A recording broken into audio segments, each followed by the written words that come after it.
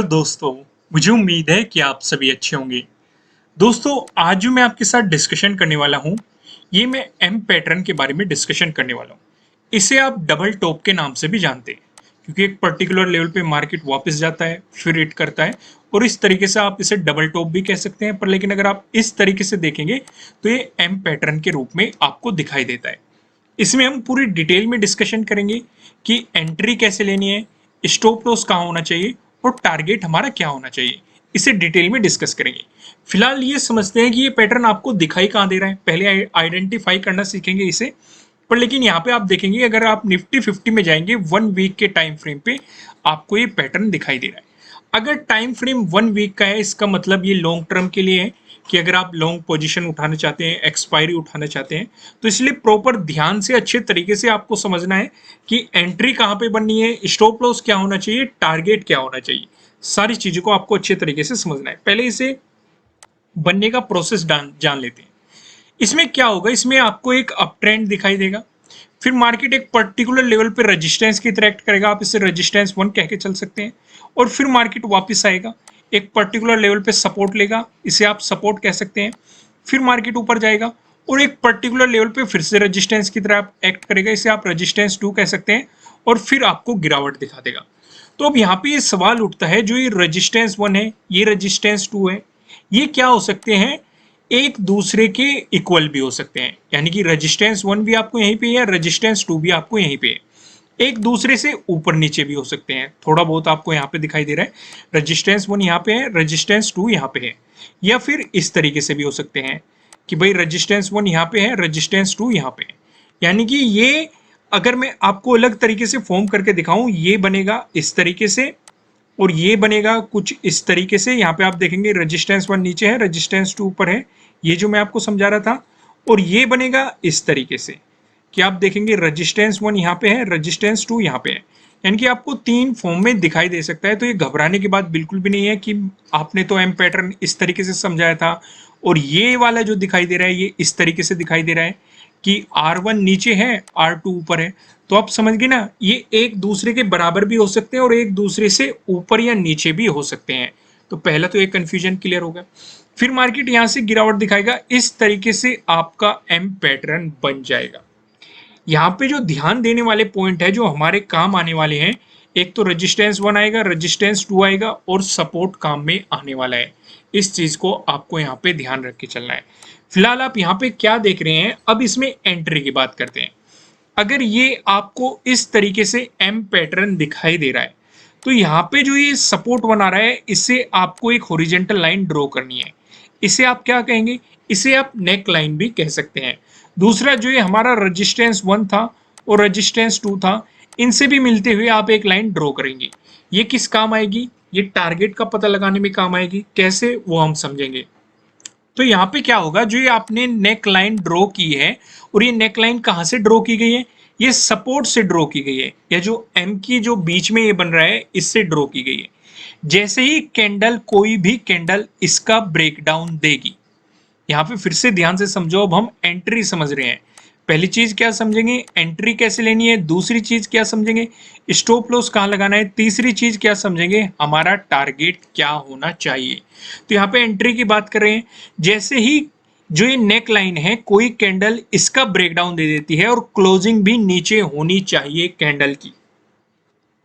आपने कई बार देखा होगा, मैंने आपको समझाया हुआ है, एक कैंडल इस तरीके से फॉर्म हो रही है, देखो नीचे तो ये भी गई है, लेकिन क्लोजिंग इसकी कहाँ हुई है, क्लोजिंग ऊपर हुई है। तो इसे हम ब्रेकडाउन नहीं मानेंगे, इसे एज ए सपोर्ट ही कंसीडर किया जाएगा। यहाँ पे आप देखेंगे, यहाँ पे ये क्लोजिंग नीचे हो रही है, इसे आप ब्रेकडाउन मानेंगे। तो इसमें कंफ्यूज नहीं होना है कि आपको कि मार्केट तो नीचे गया था फिर ऊपर ही क्लोज होगा। तो आपको देखना है क्लोजिंग कहाँ पे हो रही है। अगर क्लोजिंग नेक लाइन से नीचे हो रही है, जैसे कि इस केस में, तो उसे आप एक ब्रेकडाउन मान के चल सकते हैं। तो यहाँ पे हमने क्या देखा, ब्रेकडाउन होना चाहिए, उससे जो नेक्स्ट कैंडल बनती है उस पे आप एंट्री ले सकते हैं। तो एंट्री का कंफ्यूजन क्लियर होगा। यहाँ पे भी मैं आपको समझाऊंगा एंट्री कैसे लेनी है। पहले आप यहाँ पे समझ लो जो मैं आपको समझाना चाह रहा हूँ, फिर यहाँ पे भी प्रॉपर ड्रॉ करेंगे कि आपको कहाँ पे एंट्री लेनी है, कहाँ पे आपका स्टॉप लॉस लगना चाहिए, क्या टारगेट होना चाहिए। सारी चीज़ों को हम डिटेल में डिस्कशन करने वाले हैं। अब बात करते हैं स्टॉप लॉस की। अभी हमने क्या देखा, नेक लाइन का जो कैंडल ब्रेकडाउन दे रही है उसके हाई के ऊपर आप अपना स्टॉप लॉस लगा देंगे। यानी कि सारी बात इस नेक लाइन से हो रही है, नेक लाइन से जो ब्रेकडाउन दे रही है उससे अगले वाली कैंडल पे हमारी एंट्री हो रही है, और जो ब्रेकडाउन दे रही है उसी के हाई के ऊपर हम अपना स्टॉप लॉस लगा रहे हैं। तो हमारे एंट्री भी समझ में आ चुकी है, स्टॉप लॉस कहां लगाना है वो भी समझ में आ चुका है। अब देखते हैं टारगेट क्या होना चाहिए, आपको क्या करना है। अब जो ये हमने रेजिस्टेंस 1 और रेजिस्टेंस 2 से मिलके जो एक लाइन ड्रॉ की थी, अब इसका रोल आने वाला है। जो नेक लाइन है या जो आपका एम पॉइंट ये दिखाई दे रहा है, यहां से आप एक वर्टिकल लाइन ड्रॉ करेंगे यहां तक। कहां तक, जो R1 यानी कि रेजिस्टेंस 1 और रेजिस्टेंस 2 से मिलके हमने एक हॉरिजॉन्टल लाइन ड्रॉ की थी, उस तक हम एक वर्टिकल लाइन ड्रॉ करेंगे। यानी कि एम पैटर्न में दो हमने क्या हॉरिजॉन्टल लाइन ड्रॉ की थी, दोनों के दोनों का हम डिफरेंस निकाल लेंगे। एक तो हमने रेजिस्टेंस 1 और रेजिस्टेंस 2 से मिलके हुई ड्रॉ की थी, दूसरी हमने एम पैटर्न से की थी। इन दोनों का डिफरेंस निकाल लेंगे और इन दोनों का नीचे की तरफ हमारा क्या हो जाएगा, नीचे की तरफ हमारा यही टारगेट हो जाएगा। जो ये दोनों का डिफरेंस रहेगा ये नीचे की तरफ हमारा टारगेट यहाँ तक हो जाएगा। इस चीज को आप समझ गए। अब हम इस पैटर्न पे आते हैं और यहाँ पे समझने की कोशिश करते हैं कि एंट्री कैसे लेनी है, स्टॉप लॉस कहाँ लगाना है, टारगेट क्या होना चाहिए। फिलहाल इसमें आपका कोई भी कंफ्यूजन नहीं होना चाहिए। देखो अगर समझ में नहीं आ रहा हो तो एक बार फिर देखना है, तब भी कोई डाउट रहता है तो आपको कमेंट करके बता देना है। तो यहाँ पे अब डिस्कशन करते हैं।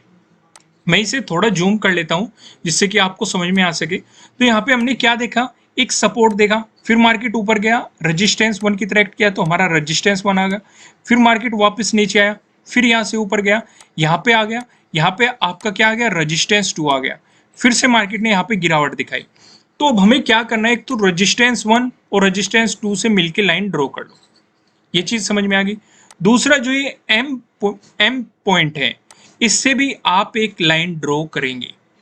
क्लियर है ना यहां तक।